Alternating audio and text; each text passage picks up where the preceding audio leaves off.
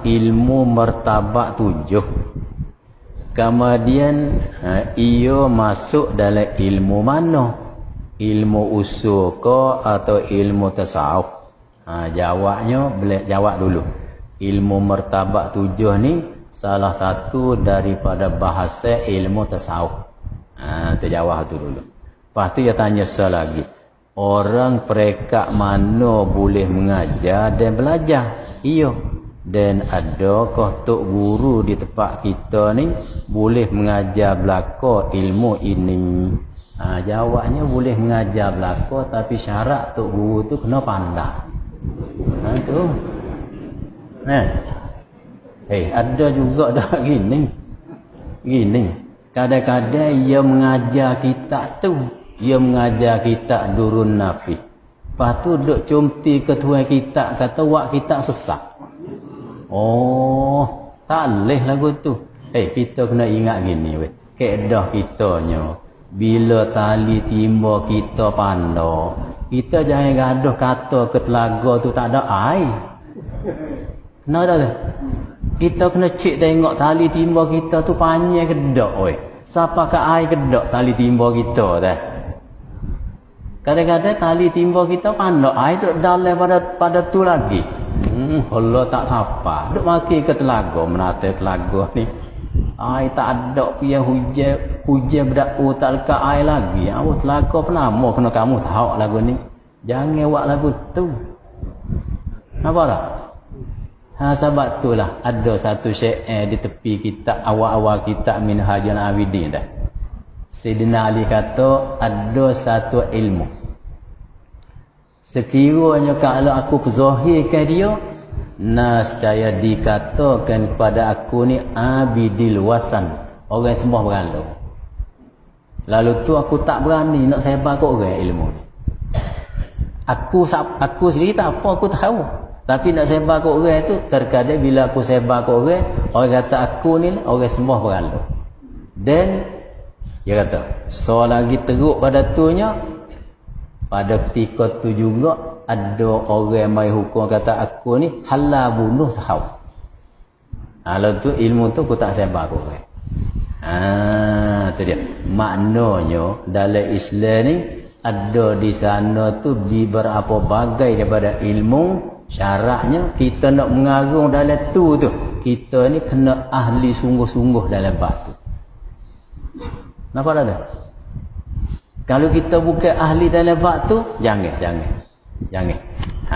Gak surat ni dia tanya kata orang perekat mana boleh mengajar ilmu martabat 7? Jawabnya boleh belaka, tapi syarat kena dia pandai. Lepas tu pandai jangan melalui baca. Asal pula dah situ. Pandai di situ jangan melalui kita ambil kitab mari baca. Tak boleh lagu tu. Hanya pandai di situ, pandai dengan melalui baca, lepas tu pandai dengan jalan ijazah minasyaikhi. Dengan jalan ijazah daripada tok guru. Syarat gitu. Deh. Hadis ke gapo setengah kata hadis dah. Dia kata man ta'allama bila syaikhin fasyaitanu syaikhul lah. Siapa-siapa dia belajar dengan tak berguru, syaitan jadi tok guru dia. Sebab tu tak boleh tok guru mana dia kata boleh mengajar. Apa jawab tu boleh mengajar belaka, tapi tok guru tu syarat satu ia kena pandai.